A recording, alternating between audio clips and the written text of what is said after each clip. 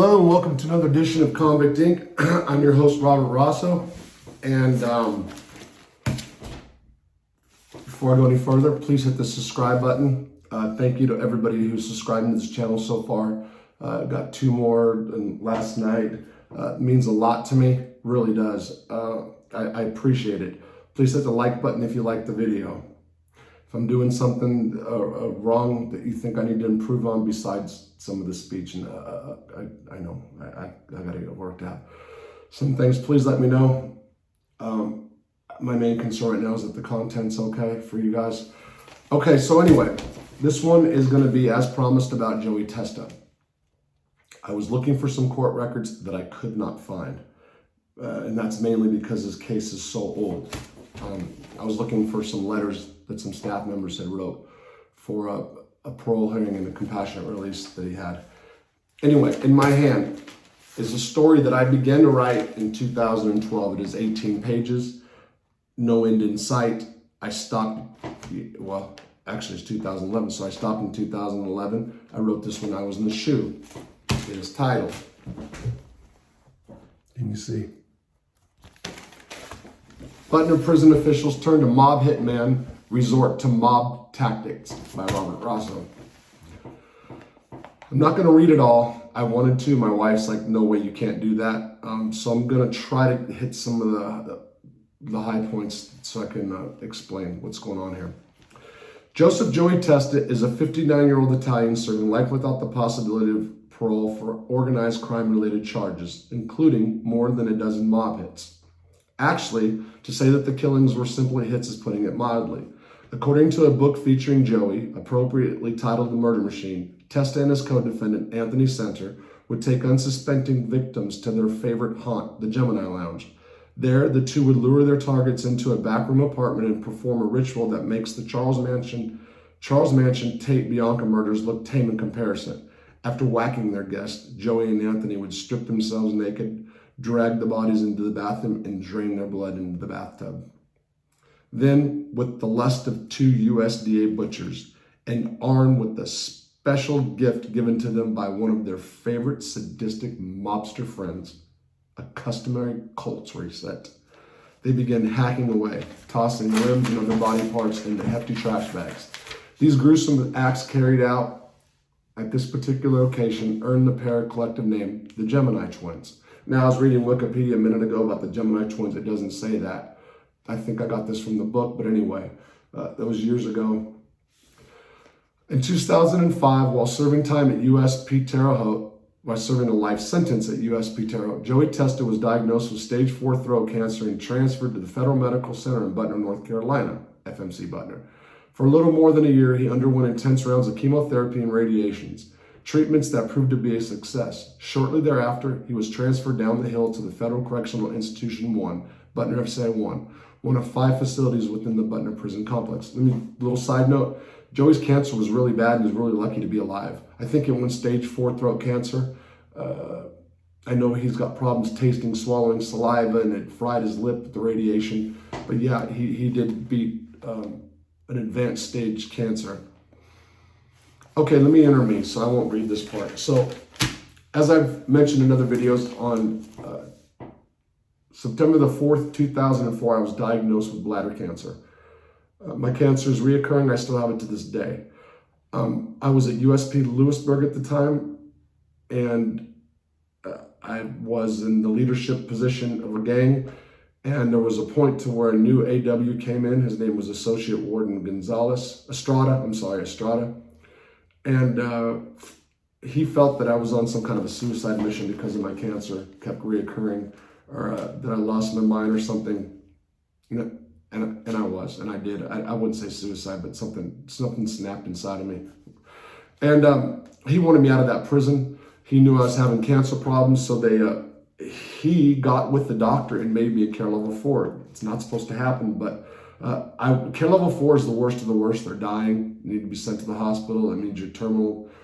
I had recurring cancer, but definitely not that. And I should not have been made a care level 4, but I was, and transferred to Butner FMC. I got there in January 2007. I stayed until October the 1st, 2007, and I was transferred down to Butner 1, where I met Joey Carmine. And so this is what I'll go ahead and write.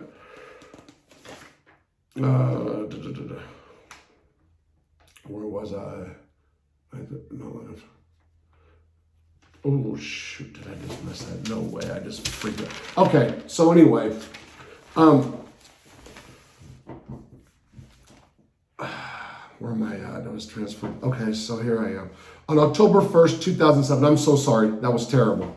I was transferred from FMC Butner to FCI 1, where I was assigned to cell in a housing unit named Georgia Tech. Also in that unit were 3 Italians: Carmine Persico, reputed mob boss of the Colombo crime family; Daniel Casi Castelli, a well-known meth cook from Philadelphia who had ties to the Philly mob; and Joey Testa, all of whom welcomed me into their circle with open arms. For more than 3 months, Carmine, Casi, Joey, and I fell into a nice routine. During the noon and evening meals, we shared a table in the chow together. Every night, beginning at 6 p.m., the 4 of us sat around a table in the unit watching television as we snacked on things like candy, cookies, cheese, meats, crackers, olives, pizza, sandwiches, and wraps. And every Sunday at 2 p.m., like clockwork, we cooked a big spaghetti dinner. Then one day in December, as he was coming in from the yard, Joey was told to go directly to his cell and pack up all of his property because he was being transferred to the Deuce, better known as Butner FCI 2. Basically, he was transferred going up the hill, and he was gone the next day. So not long after Joey left, I came up with an idea for a website, which was convictinc.com. That's why I'm using this name. It's stuck. I'm the one that created it. I trademarked it years ago. So anyway, convictinc.com was a website. I was running a blog off it, and it was going to be a prison pen pal site where guys can put their profile up if they wanted to, people to write them, or they could put artwork up, or they could put poetry, songs, etc. There might have been one or something kind of close to it in 2007, but I was the first one to come up with that I know of. There's a lot of them now. Maybe there was. I'm not sure. I'm not trying to take the credit for that. Anyway, so what I did, I tried to put articles out daily, and I would write about random stuff, and I mean politics, surfing when I was a kid, prison stuff, people. I'd do interviews, just whatever. I was a writing machine. I was trying to keep material for people to keep coming to convictinc.com while the website got built into the pen pal site that I had envisioned. And it just never happened. Enter Bernie Madoff. Bernie Madoff comes into the Butner, and that was like the golden opportunity. And he wasn't taking requests from reporters, and he was willing to put up a profile on Convict Inc. and start blogging daily. Imagine that, Bernie Madoff blogging daily when at the height of, right after he came to prison, when the media was hot on him. There was helicopters flying over Butner. We had a golden opportunity with Convict Inc. and that got blown, but that's a whole different issue. Anyway, so my point there is Butner FCI 1 prison officials had no problem with what I was writing whatsoever. And in January, I got an exclusive one-on-one interview with Bernie Madoff. To be fair, there was a woman who was doing a book about Bernie, and he had no idea that she was going to release some excerpts and make it appear as though he sat down and did a one-on-one interview with her. Of course, he sat down and interviewed for the book, but he didn't know she was coming out and doing a piece on him. So she overshadowed my interview by like a few days or weeks or whatever. I remember I was crushed. Anyway, I get the Madoff interview. I had media attention all over me. I mean, from all over the world, people from all over the world writing me. And I was transferred. I was transferred because there was a guy named Mike who was a dirty white boy dropout that didn't want to be around me. And he was going to the drug program, which was in the Butner 1 facility, so they transferred me. I ended up being sent to FCI 2. Now, let me back up just a bit. Joey Testa was like the de facto mayor of Butner 1. As a matter of fact, I know people that were in Terre Haute with them for 10 years, and he was the same way there.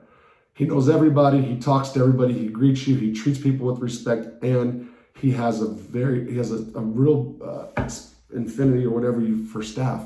Knows every staff, their kids, family. I mean, he talks to them, and listens and seems like he genuinely cares. Really comfortable with staff. At that time in my life, I was not. I was still from the old school where, well, that's not true. So when I first came into the Fed, you couldn't go talk to staff by yourself, especially a lieutenant or something. You had to bring one or more people. You'd never get caught talking to a staff member alone. At Lewisburg, that kind of changed because they had a policy there that all gang leaders had to come talk to SIS once a month by themselves. That means they had to go downstairs. They'd line up all the gang leaders. I was one of them. And then they'd make us sit for 5 minutes. And we can just sit and stare at the wall or do nothing. The point was they wanted everybody to know that the shot callers were with SIS for 5 minutes alone to kind of like break the mold of the convict mold of you can't talk to staff. Anyway, my head was still not comfortable talking to staff regularly as Joey was. Neither was Carmine. And I approached Carmine about it and I said, Carmine, listen, what is the deal? You know, Joey, he's really cool with child molesters and cops and all this and especially with staff. I mean, he's really close with staff. And Carmine kind of said, Robert, look, it's good to have somebody that's like that. And what he was saying in later years, and I know many people that have done it, you know a person's an institutional rat for sure. Like there's no doubt that you might even have proof, but you leave that person alone because you use that person and you use them and you feed them information that you know that you want them to share. It's kind of like dry snitching, but that's how it works sometimes.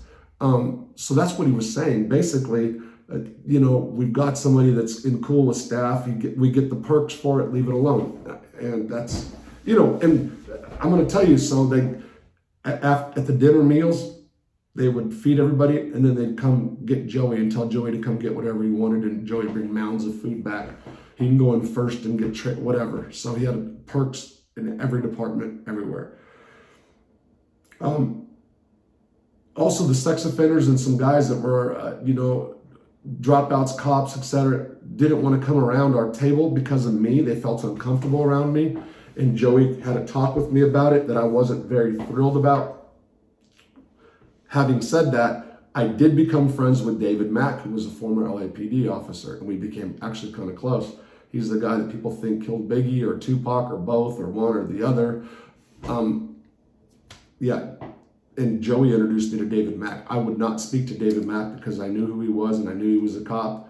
I read a Rolling Stones article about him, but Joey was the one that got me talking to him. And anyway, when I found out I was going to the Deuce, the first thing Carmine says was go find Joey and, Joey get you set up. And I was thinking I really didn't want to. It's not that I didn't like Joey Testa. He didn't like me. That's what, really Joey didn't like me. Because he knew that I didn't like the way he was, or I looked at him a different way. And he's from a lot of the Italian mobster guys, especially the older ones. They don't like convicts. And I'm not saying some mob guys aren't convicts. The bald head, the goatee, the California convicts, especially people that use drugs and get high. And I stopped getting high, but I was one of the guys that they hated. That they're people that look like me, or are known to cause problems in the prison system, where mob guys usually don't cause any problems at all. Very rare. They're model inmates, most of them. And Joey was the model of model inmates. So when Carmine told me to look up Joey, okay, so he gave me some stuff to bring to Joey, so I had to go find it. Well, lo and behold, I get down to R&D, and let me see if I can find it. R&D is receiving a discharge. Okay, and I was informed you're going to MD with the mayor, the officer who was processing me, and said, you're going up to MD with you Italian, right? You know who the mayor be, don't you? Actually, I did. In every prison that he goes to, Joey Testa seems to become the unofficial mayor. His reputation as a cold-blooded killer, combined with the charm and charisma of a seasoned politician, has earned him a tremendous amount of influence within the Federal Bureau of Prisons, especially among staff. In fact, when I arrived in MD and found out that I'd been assigned to live with the guy who was less than desirable, it was Joey who arranged my immediate cell move. Likewise, when I needed a job in certain things from laundry, medical, and commissary, it was Joey's connections with staff that made it all possible. And in addition to all this, it was Joey Testa who made sure I had a seat at his reserved table in the chow hall, the only table in the kitchen where a dozen privileged prisoners could walk in at 6 a.m.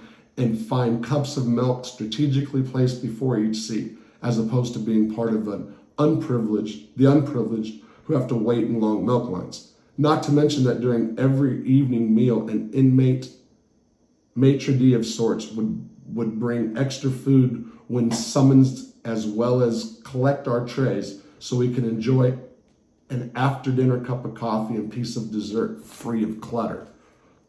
I hope that was smooth. I kind of stumbled. Needless to say, the officer working in R&D was right to the point. Joey Testa is the mayor of Butner FCI2, was the mayor of FCI2. A week after I arrived at Butner FCI2, I was placed in the hole for an interview that I did with Bernie Madoff, a man who became a friend while I was serving time down at the FCI1. Although I conducted the interview 2 days before I left the FCI, executive staff didn't become aware of the interview until after I was transferred to the Deuce, triggering an investigation to see if Madoff and I had violated any prison rules. 2 weeks later, after consulting with their legal department, SIS at FCI1 concluded that no rules had been broken, and I was released from the hole.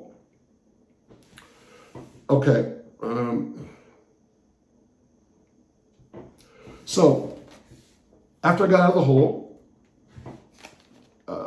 on January 27, 2011, New York Magazine published an article entitled Bernie Madoff's Jailhouse Buddy, a piece written by contributing editor Steve Fishman. Simultaneously, on my blog, I posted a one-on-one interview with Bernie Madoff, a piece that gained international attention, with people and reporters from all over the globe now taking an interest in my writing. I wanted to use the platform that I had been given to bring public awareness to America's failed criminal justice system. In particular, the absurd mandatory minimum sentencing scheme and this joke called the Federal Bureau of Prisons.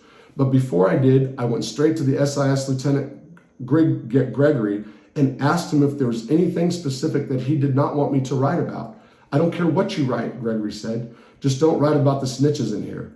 It was also during this conversation that Gregory informed me that because of the media attention surrounding me, I was being placed on SIS email monitoring status, meaning all of my incoming and outgoing emails and correspondence would be thoroughly reviewed before being released. My telephone calls as well and all that stuff. Okay, so in March of 2011, I wrote a piece called "Welcome to My World: An Inside View of the Federal Prison System," followed by convicted political consultant Sam Riddle talks to Kid Rock, Detroit, mother of a claimed convict author chides Florida's sheriff refusal to help children, and on and on. My point is that I wrote a lot of pieces that got media attention really quick. And there was a lot of reporters trying to come see me. Barry Sanders from the Raleigh News and Observer, people from 2020 were reaching out to me, ABC World News. Okay, so the warden at the time was Stephen, and she was denying me request for interview, a piece that was also absurd. So they didn't even tell me that people were trying to contact me, which is actually a violation. Nevertheless, they can do what they want. When Joey Testa found out that they were denying me and that I was trying to bring awareness to the prison system, he said, "These motherfuckers," Joey complained when he found out the reporters were being denied access to interview me. "They deny you your freedom of press for security reasons, yet most of these hacks in here sit around on their asses all day playing on computers. You think that's not a security issue? Now there's something you should write about."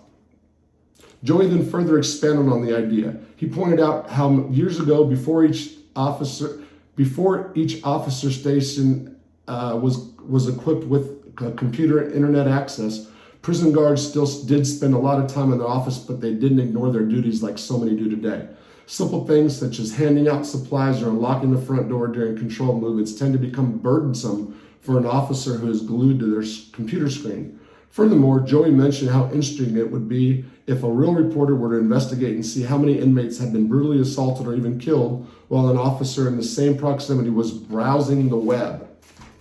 "That's the kind of stuff you need to be telling the reporters who contact you to look into," Joey said. Although I never did specifically write about correctional officers spending hours a day on the internet, in an article that I titled "Butner Prison Officials Denies Reporters Request for an Interview," I used Joey's idea when I wrote, do any of you believe that the BOP employees would tell members of Congress that the average correction officer comes to work, shakes down 5 cells a day, then sits in the office for the rest of the day with the door closed playing on the internet? No, they would not.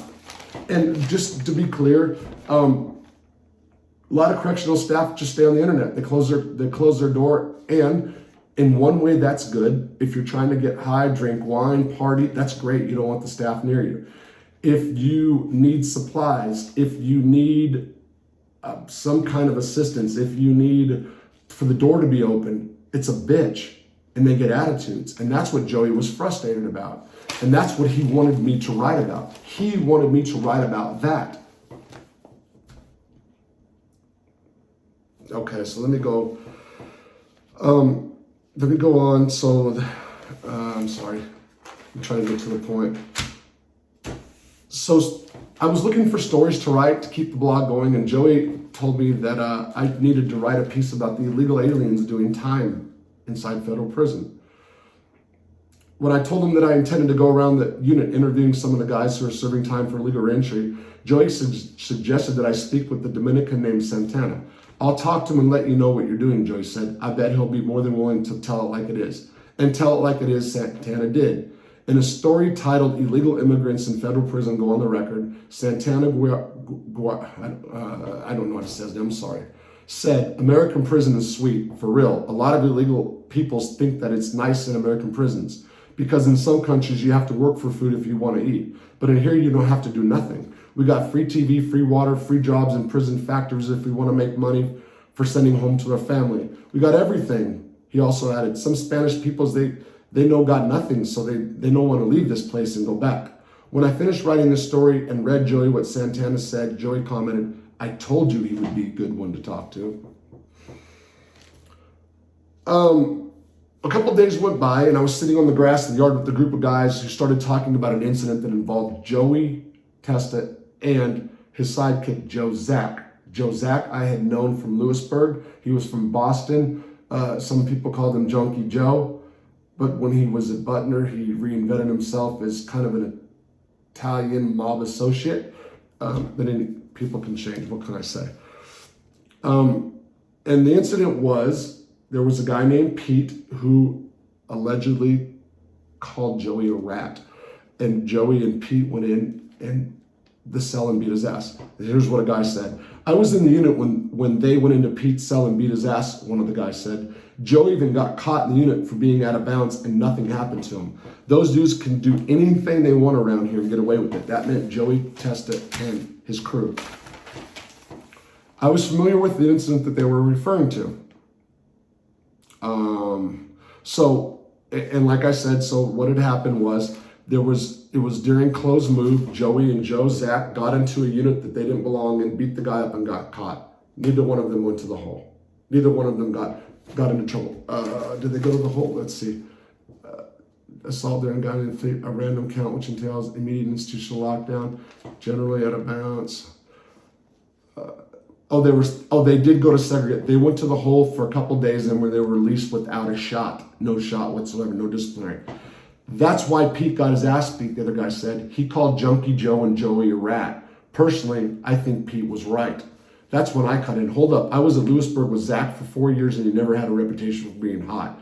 A junkie, yeah, not hot. He's just an old junkie who likes to get high. Oh, come on, Russell, the first guy said. How do you think these dudes would get away with so much? They go to commissary any day of the week and they don't have to sign up. They go to early pill line when they want. They eat early chow when they want. They get special meals made just for them. And when the entire chow hall's closed, they walk right past the line of staff and right up through the exit like they have a gold card while the rest of us peons wait in line.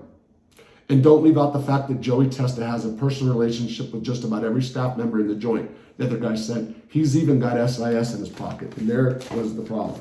This isn't just me. There was guys that were really bent out of shape about this, okay? Now, I didn't come out and say anything. I didn't say what I said to Carmine. These were guys I sat at the table with. I didn't hang out with them. I went to the chow hall with them. In the unit, I had my own chair near one of Joey's sidekick, I'll call the Russian rat. And that was Joey's best friend, and he was a rat. He had a big scar across his face where he got hit for being a rat. But everybody called him the Russian rat. And anyway, so the guys were saying that Joey went up for parole, so he was under old law, and basically the reason Joey didn't get into trouble, or Joe's act, was because the staff protected Joey because they didn't want him to get a shot or disciplinary because it would ruin his chances of parole. Now, in full disclosure, Joey's never got a chance of making parole. They got too much gruesome shit on their jacket. They killed too many people in gruesome ways. Okay. Held up. So there's nothing I can learn from London prison. What the fuck's wrong? Joey once complained to correction officer. Okay, so yeah, they just went on. Joey didn't give any time and all the wives and children doing. Okay, so in this next paragraph, I'm talking about how Joey got offended if a staff didn't stop and greet him. This one guy who was just a rookie, Joey said hello, and he just said hello, and he didn't stop. And Joey said, "What the fuck's wrong?" Joey once complained to a correction officer who didn't return his greeting of hello. Does my breath smell like shit or something? I almost felt, this is what I put. I almost felt as though he had Stockholm Syndrome. He identified with his captors. And I'm going to get to that because I'm going to get to that in just a second. So I'm going to go on. On June the 13th, 2011, I was sent to the hole for failing a drug test. Unauthorized prescription morphine is what I used. As someone familiar with the disciplinary process, when I received the incident report, I found a loophole. Now, I did. Not only once, 5 times. They kept rewriting the shot, rewriting the disciplinary. Why? They don't usually do that. They wanted me booked for this because they wanted to take away my email from me and my phone to stop my communication with the public or to restrict it. I had over 60 contacts. I had so many people and reporters trying to reach out to me, and I was beaming at that time. I was like the height of my, I was gloating, felt good. I'm not gonna lie. And that email, and I'm an addict, so I was addicted to the whole thing, so I sat there fighting that shot, and I ended up doing 90 days. I could have done less than 30 if I would have pled guilty and got out, but I didn't want that on my record. I ended up getting booked for it. But when I got out, this is where I'm going now. As I sat in the hole fighting the kangaroo system, I also went, as I sat in the hole fighting the kangaroo court administrative remedy system, I also wrote a story titled The Legal Tobacco Trade in Federal Prison. Okay, now let me talk about this article, Legal Tobacco Trade in Federal Prison. I did write things that people could consider snitching or hot, but here's the difference. I didn't tell on things that weren't known or that didn't happen, like the illegal tobacco trade, for example. It's thriving right now in there. I was writing about things that previously happened. The Butner prison complex is a contraband center. 7 guards were getting busted out of there a year. And I was writing about what went down. If I was in a maximum security prison or different, if I was around a lot of gang activity, I probably wouldn't have did it. No, it's true. But I did not tell on anybody, nor did I get some kind of system that was where tobacco was getting brought in, shut down. That's important to remember because I'm going to get there in a minute. That article made it out of the institution, and of course, media started calling the warden, wanting to know what was going on as far as that. So after I got released from the hole on August the 30th, 2012, after being found guilty of using unauthorized prescription medicine, I was released from the hole and sent back to MD unit. After getting settled into cell 064, Joey Testa said that he wanted to talk to me. "Tell me exactly what happened," Joey said. "Why did you go to the hole?" I explained that I relapsed in May and that I failed the random test. I also told him that I was glad that I got busted because I was headed down the wrong path. "Yeah, I know about the drugs, but what did you write about that caused you to stay in the hole for so long?" he asked. I told him that my writing had nothing to do with the reason I was in the hole. They kept me there because I was fighting the disciplinaries. "Well, you must have wrote something," Joey said, blowing me off. "You pissed these people off." The truth is that SIS started fucking because SIS pulled up on me about you and they aren't happy about you. That's what Joey told me. I hope that I'm not losing people with this reading. Damn, I hope it. And then I wrote, the truth is that SIS started fucking with me back in March when they placed me in email monitoring status and started doing with my emails what they please. Emails that cost 5 cents a minute. So the point here is that SIS was going to Joey and saying, went behind my back and saying that I was writing something, and this is when it all started. Okay. Now, and remember, Joey said, he didn't say, this is what he said, I'm sorry. He said that if I didn't stop writing, that SIS was going to start fucking with me. Well, I'm saying that they already had. But when Joey warned me that SIS was going to start fucking with me, I decided that I'd better go talk to them. So I was, so here comes an inmate, I don't care if he's the mayor, and he's talking about some articles when I was in the hole for something different. Obviously, their panties were in the water about my writing, so I decided to go confront the source. I wanted to know, why they warned Joey that they were going to start fucking with me, straight up, and I didn't like the tone of the conversation, so I was already mad that Joey had, so I was already mad.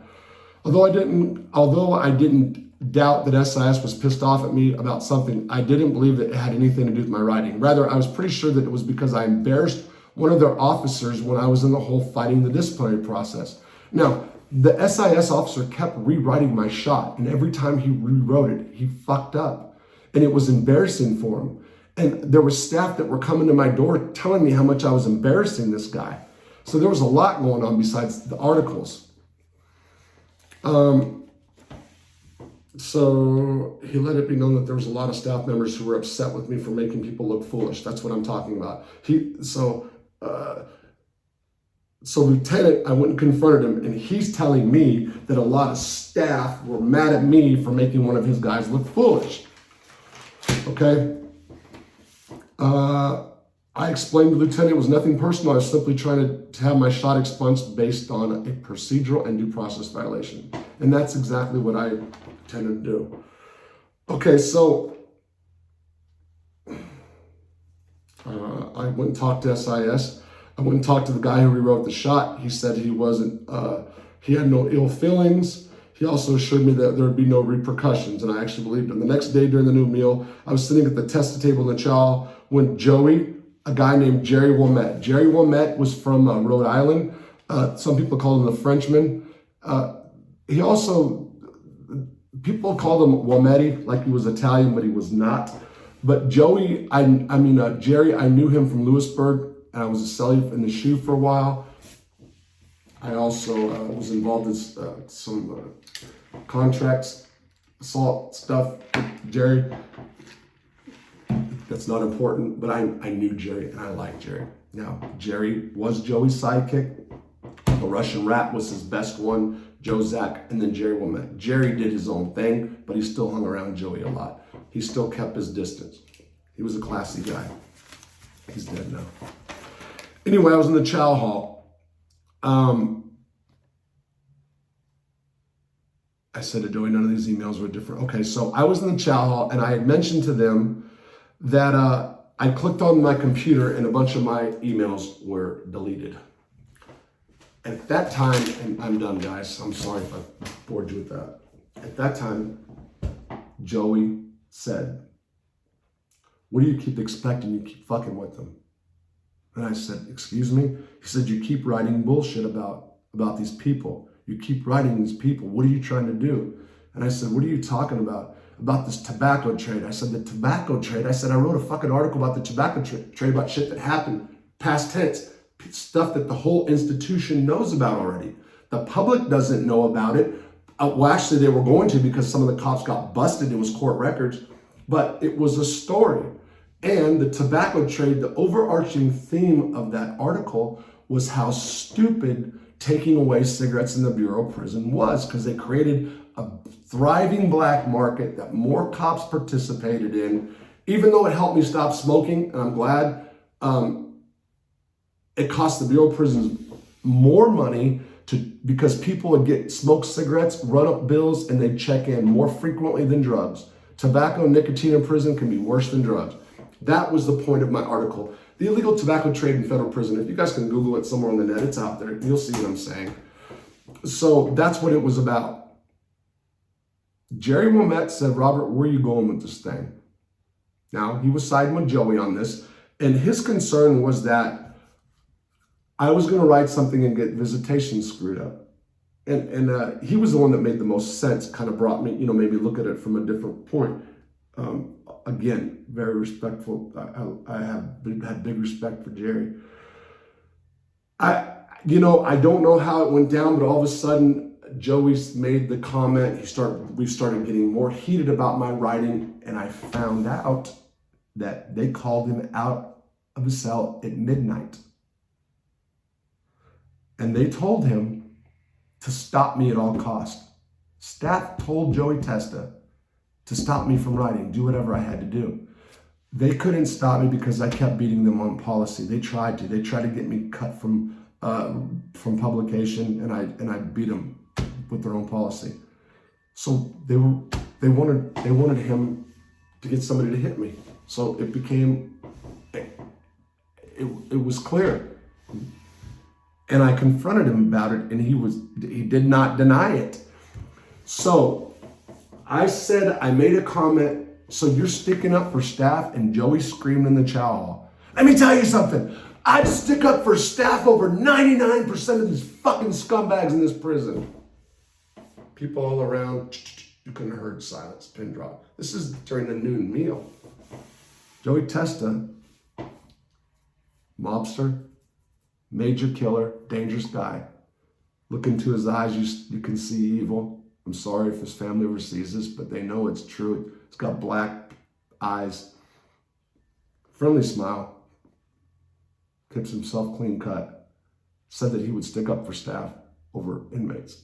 Now, whether you believe that or not, or whether that be true, that's not something you want to yell out, and he did. And as soon as he said that, he knew people were, and his face was red, and he says, if you're going to continue to write, then you can't sit at this table. And I stood up, I grabbed my tray, I patted him on his back, and I said, I wouldn't stay at this fucking table if you paid me. And I walked straight over to the child molester, sex offender table, because there was one at that prison. There was sex offenders up there. And I sat with the sex offenders. And everybody was just looking and tripping. I sat at that table intentionally so people would ask me. People would come up to me, Rob, don't sit with these fucking weirdos. Don't sit with these guys. Come sit with us. No. I'm good. I'm fine here. I'm better than where I was. That's what I would say. It was letting them know that I'd rather sit with sex offenders than Joey Testa, who said that he'd stick up for staff. And that's all true, you guys. And there's a lot of people that know this. I'm not done yet. I'm almost there. So we stopped talking. I was in that muted. I ignored him. I ignored him altogether. It was uncomfortable. Yeah, and I still kept going to the hole for writing. And one time I got out, he had me placed in a different unit because it was uncomfortable for me being around him. Plus we lived close. And then I went back to the hole for the final time in, I think it was April 2012. I wrote a piece called Sean Hannity Radicalizes Federal Inmates. It was about the Trayvon Martin case and how some of Hannity's rhetoric the guys were listening to was causing racial tension. And that's true, that happened. The staff blocked that article from going out and locked me up. I sat in the shoe for months, fighting it, trying to get back out on the compound, and finally the warden cleared me. Angela Dunbar was the warden. She cleared me to get back out. Just as I was ready to go back out, boom, I got a separation on me. And a case manager who didn't like me at first, but then realized how much I was being fucked with, came to me and showed me that the separation was put on me by Joey Testa. Joey Testa didn't want me back out on Butner 2. So he went to the staff and had them put a separation so we couldn't be around each other. That means, technically it means you're in fear of me, or we can't be around each other because we're going to fight, whatever. I'm not saying that Joey's afraid to fight me. Joey, at that time, 60 years old, and in great physical shape. Strong son of a bitch, too. I don't ever underestimate nobody. I'm not no tough guy. Never. The worst ass whooping I got, besides being jumped by 5 people, one-on-one, was by a guy that was barely over 5 foot, knocked me out. First time I've been knocked out. So I don't care if you're old, woman, I don't care. I don't underestimate people. So it's not like I'm trying to say that Joey was scared of me. That's not it. He just didn't want me there no more. And he put a separation. He used staff to separate me. And yeah, and that's my dealing with Joey Testa. Now I'm going to tell you this. He went to Terminal Island. That is an administrative facility on the West Coast. That is my hometown, San Pedro. That's a place where I would love to have been in prison. Joey Testa went there. Even though he's a murderer, and murderers aren't allowed to go to Lowe's, stuff like that, he was allowed to go there. And I tried to go there, and I found out that I couldn't go there because he had put that separation on me. And I tried to get him to take it off, and he would not. I had contacted staff over there, and he would not. So, ruthless killer, mob, hitman, Joey was all that. Did a lot of drugs. I'm not saying in prison. I'm saying, a lot of mob guys don't like to say that. It's documented. Did a lot of coke. Those guys did a lot of coke back in the day. Very nice guy when you meet him. In prison, he'd rather hang out with staff than any of the inmates. 99% of the staff. That's what he blurted out. And now that I'm glad I'm out, and I wish him the best, I just didn't expect that from Joey Testa. Why am I putting it out there? Because you hear stories about this person. The stories I'm putting out about guys, it's not to embarrass or demean or whatever. It's different sides of people that other people don't know. I said something about Carmine Persico the other day, about having a sex offense. That's what happened. That's not like trying to say, but it's out there. I've seen it on the internet. You can dig and find it, that incident and the girl. I don't know what happened. I wasn't there, but it seemed like they were all partying with her, whatever. But I don't say that to put him down or nothing like that, or talk about how he was, I'm stating my experience with these people. And that's what I had. Joey Testa affected my life by these separations, by keeping me in special housing and not allowing me to be in general population. And then the coup de grace, the final one, was he couldn't let me go. I couldn't go to my hometown because of him. So I was I was salty about it, especially after I sent word and said, hey man, I don't care what happened I'm cool. I'm not writing. I wasn't writing like I did. Like I even said, hey, you'll be happy to know that I'm not even like writing. Nope, would not do it. Anyway, that's my Testa story. I know he's got family that loves him, and I'm not talking about mob family. I'm talking about wife, kids, and stuff like that. He cares a lot about his kids and family. I'll give him that. He's really, he does. He seems like a really good father, grandfather, and he's very happy to be out there around him. I know that. So he's definitely, they should be, I don't know about his past or how they felt growing up and everything, but the man he is, as far as helping them, they should be proud and feel good. I'm just talking about prison stuff to where one man interfered with my life that people wouldn't imagine that this person had done things he did. Peace out.